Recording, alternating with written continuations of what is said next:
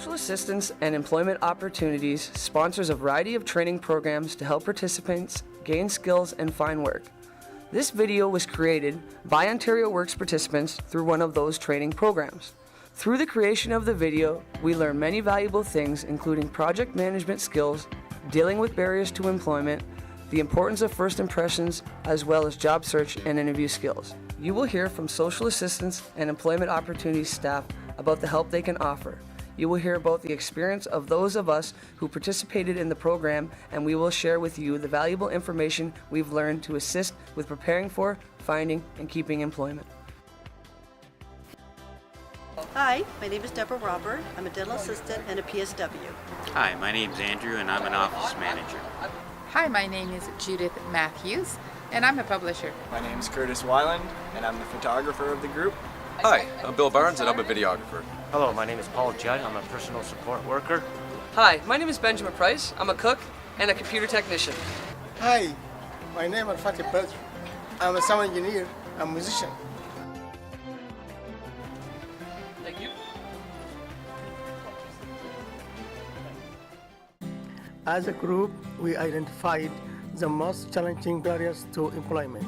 We met with our case managers to discuss how they can help us overcome these employment barriers. We were just wondering what your guys' role here is at OW, what kind of things that you do for the clients and basically that.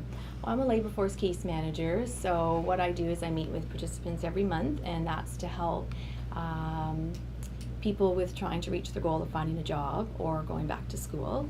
And so we look at connecting you with the right program in the community to help you with your job search going back to school. We look at financial supports that are available to you to help you with those goals. And with each individual, everybody's different in what they need to get working, so we look at what we can do to help you with getting back to work or to school. I have not ever had barriers yet for getting employment, so I want people to know that that's not always a barrier. Because you could say, well, I'm a woman and I'm older, but I have not had that, so that's a good thing. If you have a case manager, definitely go to her or him because they're excellent with helping you out. And they will point you in the right direction to different people that can also help you. Al, how about your caseworker? She's been quite good, hasn't she, with you? As a newcomer, not speaking English is a huge barrier. And What did you do? Yes, I went to school and learned from library and watching TV and practicing with my kids. And what opportunities do I have to improve my education? Well, you can contact some of the local adult learning centers, either St. Thomas or Lifetime Learning. There's also online options, such as the eLearn Center, which is available at 285 Bunting Road. I actually use the regional transportation. I don't have my vehicle anymore, and in my field you need a vehicle. But the regional transportation is so excellent. I go anywhere. The buses are connecting, and they're now even branching out in further locations. So for me, it is a benefit. We just really try and work with you to try and overcome that barrier so that you are able to get a job, such as, like you said, the dentures, or if there's certificates that you need, or childcare. When I first came to Ontario Works, I was down and out. I was actually homeless, and she pointed me to the housing, and she got me the money so I could get a room. That was fabulous. Keep on putting out my applications to the same place. So you guys do the same thing where you put it out to the same place, and it's like you're not getting nowhere, and you're thinking, well, what am I doing wrong? It's like, I get really down. Yeah.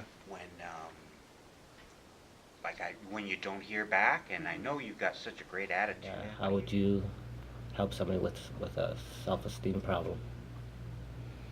It's another way our volunteer placements can help you. Our community placement case managers help you find a placement that suits your needs and skills that you want to build. And a lot of times participating in a volunteer placement can help boost your self-esteem and give you some confidence.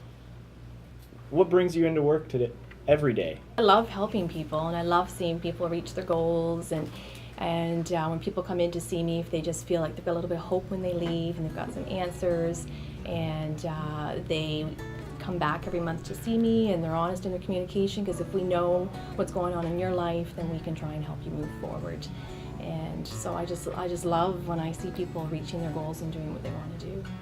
I get great joy out of my participants trusting in our relationship and sharing the small things that are standing in their way, or even the big things that are standing in their way. Paul, if you don't mind, can I use you as an example? So Paul told me every time after I met with him that he got his dentures that now he can smile when he goes out to see people. Take that chance, like we did here. We all took a chance, and it's been wonderful. First impressions make a huge impact on our success, both from an employment perspective and our self-esteem. Our first steps were shopping for appropriate clothing and learning about ways to look your best. One thing you have to always remember with makeup, though, is that it doesn't need to be artificial looking. You know, you get some of the women who end up having extremely caked faces and they almost look plastic. If you want to temporarily cover tattoos, you can use a makeup called pancake makeup. It's even thicker foundation. It's almost like fake skin. And what it does is it just gives you a layer of skin over top. You know, if you don't have brushes at home, you can go and buy little sponge brushes from the dollar store. You can do this with Q-tips. Like, this is all personal choice. You just kind of play with what you think might work.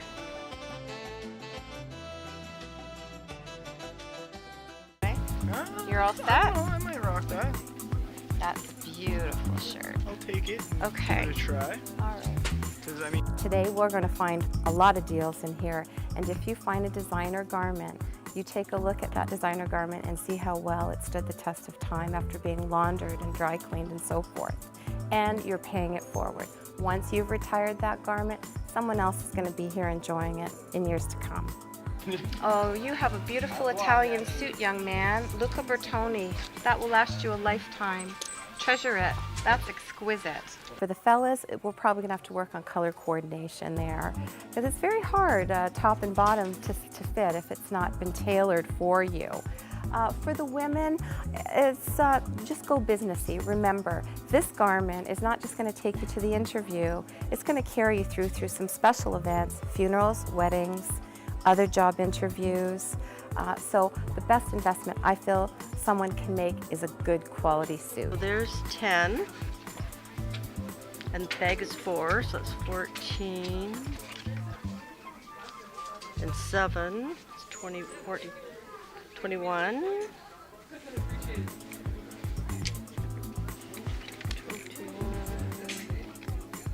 31.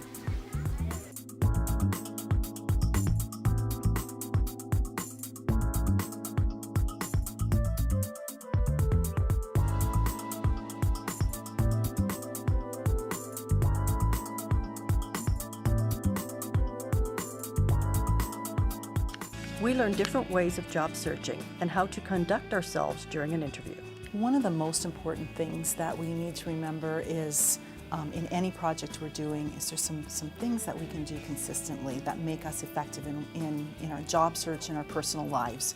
And I think one of the key things that a lot of people haven't really thought about is what is your strengths? What are you good at?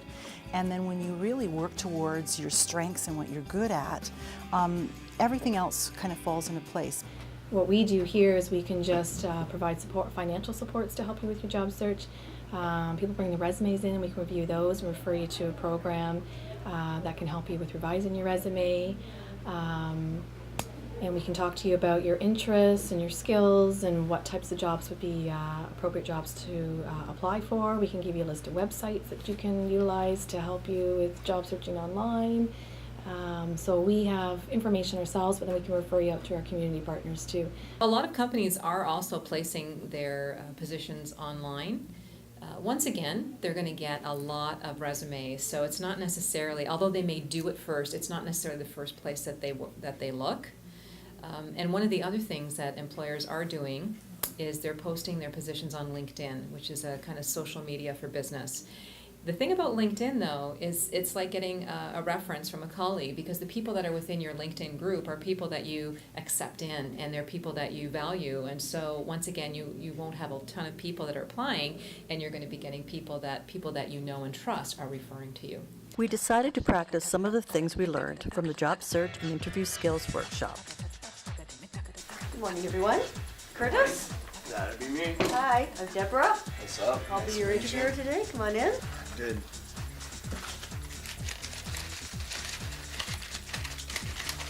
Yeah, bear with me for a second.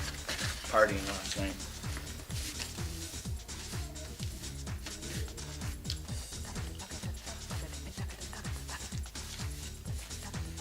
Curtis, I'm your interviewer, Deborah. Nice to meet you, Come on Deborah. in. Good morning. So Curtis, is that your resume for me? Yes, this is Thank you so much. I just have a couple of questions for you. Could you tell me a little bit about yourself? As far as I'm concerned, I'm a photographer. I've been shooting for about 8 years now, freelance. We invited a panel of local employers to talk about what they look for in prospective employees. They had some really insightful things to say. My name's Andrew. I was just wondering, maybe from your experience, what you could tell us that could better our chances of obtaining employment. We post a position for most companies. We're receiving upwards 50, 60, 70 resumes a day, and most resumes are horrible. They just don't stand out. I would say on average, and obviously my colleagues would probably agree, on average I spend about 7 seconds on a resume. It's that fast. So what jumps out, what catches my attention? So we're looking for people who are different, and to do that you have to work on yourself. You have to be mindful of the industry you're applying to, okay? You just can't have a resume that covers all bases, and you have to make it specific to the industry you're applying to, because we're going to be looking, that's what I'm looking for when I'm scanning your resumes in that 3-4 seconds. Do some research and look to find out about the company, know about it, ask questions so that you know exactly what you're getting into. It's definitely helpful. The order of resumes right now that we accept are the following order. Your LinkedIn profile, including all of your recommendations. A video resume. Right now we're being videoed. In my car I've got an $80 flip camera, very high quality, bang. I want to actually see you on your resume. And third is a paper resume. I was the first one here this morning, and everybody came up and introduced themselves, nice firm handshakes, how are you today? Great first impressions, and I think everybody's been very friendly.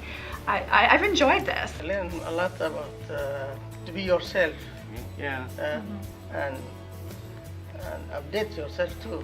Well, the thing that stood out for me was that the idea of having your resume, a video resume.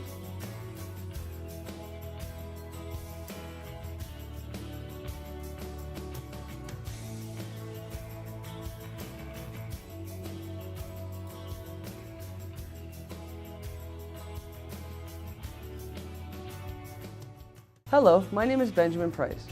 I have worked with food my entire life and have 3 solid years of experience in the culinary industry. I have also worked as a dishwasher, server, and cashier. Yeah. You know what always really amazed me is how little time they spend looking at your resume. Like Neil said, I mean, just 7 seconds, man. Yeah, That's 3, really easy. 3, 4. That's to jump out at Just- them. So I learned that when you go into an interview, it doesn't matter if you're in the parking lot, you're being evaluated from the minute you walk in. Isn't that scary? So yeah, I mean, you really gotta, you know what I mean? Like, shine, I guess it is. You gotta shine above the rest. So. Here are the final thoughts on the entire experience. It's really reflective for me to really look at myself and have it down on paper and realize what my skills actually are, and to put it together and use them. Lori and I actually facilitate a lot of employment programs. This is the first time we've done this particular one, but I can tell you that the dedication that I saw here over the last 3 weeks is the best that I've ever seen. And I can't tell you how much I appreciate it.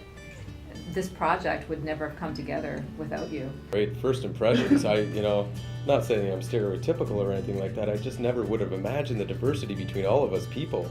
And, we're handing out cards and we're networking and, I'll never forget, being in a group and, realizing, everybody's got talent, everybody does their own thing. You can't just assume that, people are what they look like or who they are or even their age, I can't believe how many incredibly talented people are sitting here. It's great. One moment you're flat on your back and you're looking up thinking, now what? And then you get direction, which is really wonderful with this program because now you have direction, you have hope and self-esteem, and now you're geared up, you got the energy, you're ready to go. So, it's a wonderful thing, and that's what we do need.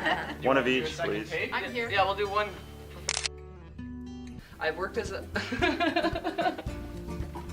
Oh my God. Hi, my name's Bill Brock. Bill. So if you share your loved one's desire to live, shoot. Now my throat is like... All right, I can do this, right? You can do this. My name is Al-Fatih Badr. You can call me Al. I have a thorough understanding of the dental profession, from assisting, reception, administrative, and And I'm skilled in many of the...